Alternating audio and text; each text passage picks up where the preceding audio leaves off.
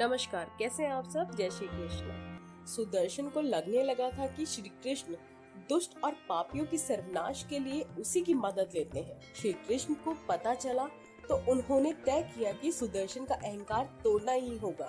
ऐसे में उन्होंने हनुमान जी की मदद ली। कृष्ण जी को याद करते हुए हनुमान जी समझ गए कि उनके प्रभु श्री राम और श्री कृष्ण एक ही है, इसलिए वो बिना देरी द्वारका चल पड़े। यहाँ श्री कृष्ण से मिलने के बजाय वे राज उपवन में घुस गए। यहाँ अशोक वाटिका की तरह वृक्षों पर बड़े मीठे रसीले फल लगे हुए थे, तो भूखे बजरंगबली ने उन्हें तोड़कर खाने लगे। पेट भरने पर फलों को तोड़कर फेंकने लगे। इसका पता कृष्ण जी को चला तो उन्होंने सेना को आदेश दिया कि वानर को पकड़ लाए। सैनिकों ने हनुमान जी को ललकारा, कहा कि क्या तुम्हें नहीं पता यहाँ के राजा कौन है? यहाँ के राजा श्री कृष्ण है, वो तुम्हें बुला रहे हैं। इस पर महाबली ने क्रोध का नाटक किया और कहा, कौन कृष्ण?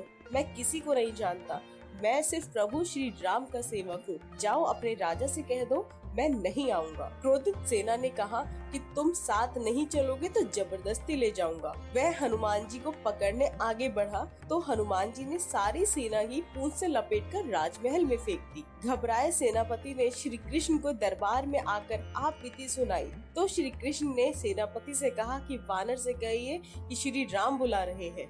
यह सुनकर सेना नायक हनुमान जी के पास चला गया। इधर श्री कृष्ण ने सुदर्शन चक्र को आदेश दिया कि तुम्हें द्वार की रखवाली करनी है। ध्यान रखना कि कोई बिना अनुमति अंदर न आ पाए। कोई बिना आज्ञा आने का प्रयास करे तो वध कर देना। यह सुनकर सुदर्शन चक्र द्वार की रखवाली करने लगे। इधर श्री कृष्ण भी जानते थे कि श्री राम का संदेश सुनकर हनुमान जी एक पल भी नहीं रुक सकते थे। सेना नायक ने हनुमान जी से कहा कि श्री राम तुम्हें बुला रहे हैं, तो हनुमान जी फौरन दरबार के लिए निकल पड़े। लेकिन द्वार पर सुदर्शन चक्र ने उन्हें रोक दिया। हनुमान जी ने सुदर्शन से रास्ता छोड़ने को कहा। सुदर्शन ने हनुमान जी को युद्ध के लिए ललकारा और दोनों में भयंकर युद्ध छिड़ गया। कुछ देर तक लड़ने के बाद हनुमान जी को लगा कि सुदर्शन से युद्ध में उलझकर सिर्फ समय बर्बाद हो रहा है। उन्होंने सोचा कि किसी भी तरह युद्ध जल्दी समाप्त करना होगा। देखते ही देखते उन्होंने सुदर्शन चक्र को हाथ से पकड़कर मुंह में रख लिया और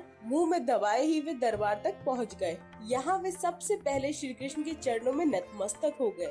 यह देख श्री कृष्ण ने हनुमान को गले से लगाकर पूछा, हनुमान जी अंदर कैसे आए? क्या किसी ने रोका नहीं? तब हनुमान जी ने बताया कि सुदर्शन ने रोका था, लेकिन आपके दर्शन में देरी हो रही थी तो मैं उनसे युद्ध में नहीं उलझा, सीधे मुंह में दबा लिया। ये कहते हुए हनुमान जी ने मुख से सुदर्शन चक्र को निकालकर श्री कृष्ण के चरणों में रख दिया। यह देखकर सुदर्शन चक्र का घमंड शर्म से पानी पानी हो गया।